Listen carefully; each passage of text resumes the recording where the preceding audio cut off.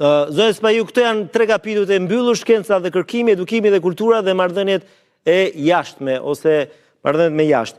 Çfarë, po do doja që të fokusoheshim, meqense edhe në këtë pjesë të parë ju do të fokusoheshit tek integrimi, por do doja ta lidhit me protestën, edhe duke ju referuar përgjigjes së Marta Kos, por edhe kryeministit Rama.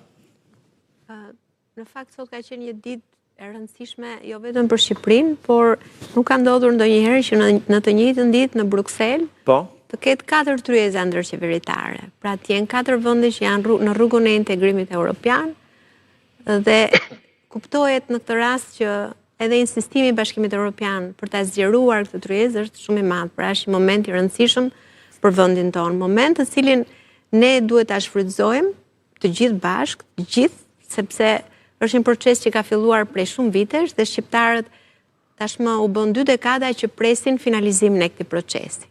Dhe në fakt sot ishte një ditë ku finalizua ose u mbyllën 3 prej kapitujve, për cilët kur i lexoj tani edhe nga që jam antare edhe Komisionit të Jashtëm. Nuk kemi pasur shumë informacion nëse ishim përpara në këto kapituj apo jo. Po çfarë kemi bërë këtu që jemi në mirë në shkencë? Atëherë, përpara se këto kapituj të mbylleshin, kanë qenë disa kritere për mbylljen, kritere thelbësore për të mbyllur. Dhe pa u realizuar këto kritere, secili nga kapitujt nuk mund të mbyllet.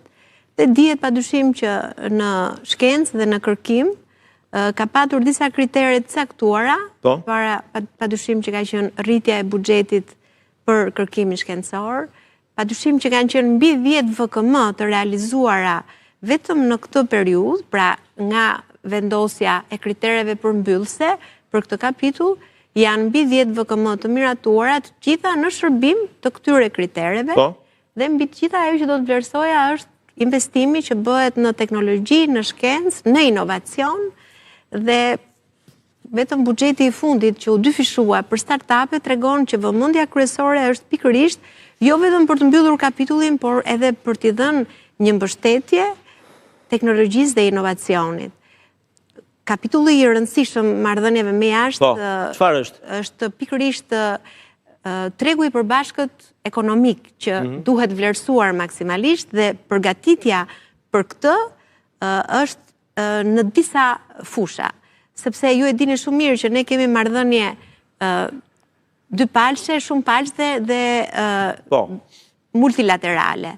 Dhe të gjitha këto në një moment caktuar do të jetë ky treg i përbashkët, që do të jetë marrëveshjet që ka Bashkimi Evropian me të gjitha vendet e tjera, dhe në momentin që ne linjëzojmë të gjitha marrëveshjet ndërkombëtare, pastaj do të jetë domosdoshmëri që gjatë gjithë kësaj periudhe ne të bëjmë punën tonë për rregullimin dhe për ekuilibrimin dhe për standardizimin sipas edhe Organizatës Botërore të Tregtisë, ku ne jemi pjesë, në mënyrë që në përfundim, pra në këtë moment që ne e mbyllim këtë kapitull dhe deri në finalizim të procesit të integrimit, ne pastaj do të jemi të barabartë në tregun evropian, dhe kjo është, do të thoja, një nga kapitujt më të rëndësishëm që kërkon edhe kapitujt e tjerë përveç këtyre të 3 që kanë të bëjnë me ekonominë dhe me financën, që na mbështet në këtë rrugtim. Këtu janë 3 kapituj, por ne kemi një ambicje.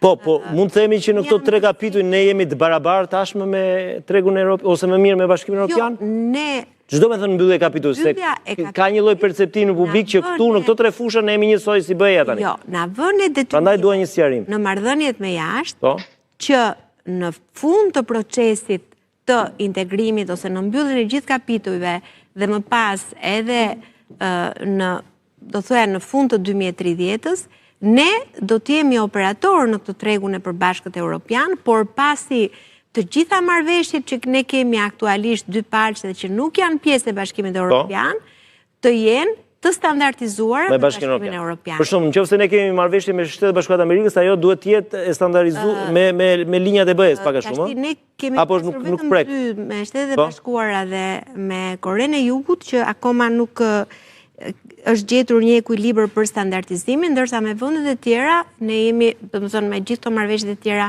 me CEFTA-n, NEFTA-n, marrëveshjet me Turqinë, marrëveshjet, pra të 4 marrëveshjet që kemi, ne po punojmë për ekuilibrimin dhe për standardizimin e tyre. Unë do të thoja që përveç këtyre 3 kapitujve, plani është që deri në fund të vitit të mbyllim sa kapituj? Të mbyllim janë 10 në total, pra i bie që deri në fund të vitit në parlament po punohet shumë fort me kapitujt e ekonomisë dhe të financës aktualisht. Të mbyllim 10 në total apo edhe 10 të tjerë? Janë 10 në total, pra ku po punohet intensivisht. Edhe 7 të tjerë pra? Në gjithë komisionet dhe kryesisht në komisionin e jashtëm ku kalojnë pastaj të gjitha. Ky është objektivi që deri në fund të 2026 ne të kemi mbyllur 10 kapituj. Ky është një objektiv ambicioz. I Shqipërisë apo